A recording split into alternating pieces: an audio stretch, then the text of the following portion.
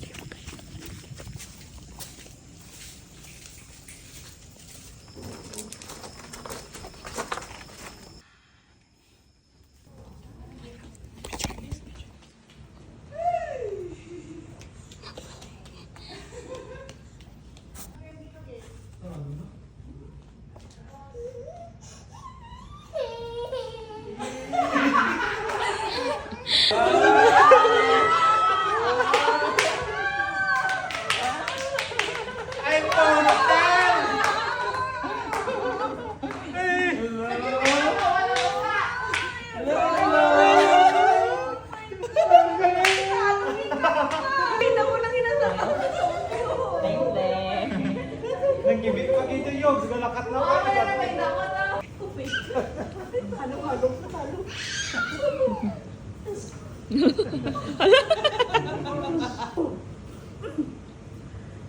Kaya, bebe.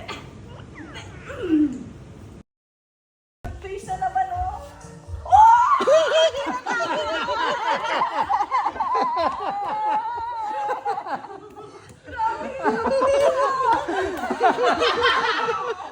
Kabalot!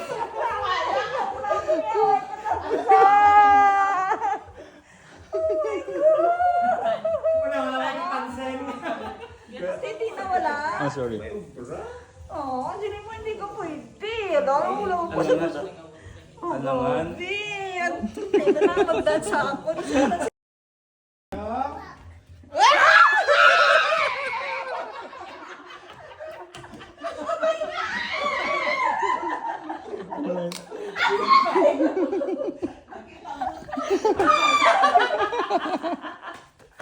Grabe kayo kami!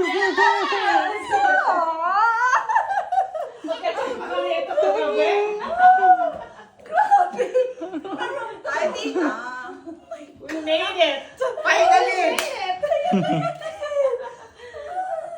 Sabi na siya nalang na hindi ko na busy kanina. Surprise! Surprise talaga!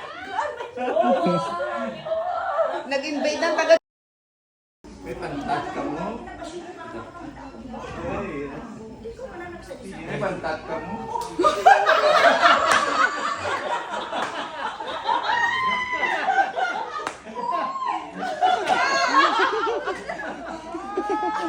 Delay ng flight niya. ganit siya.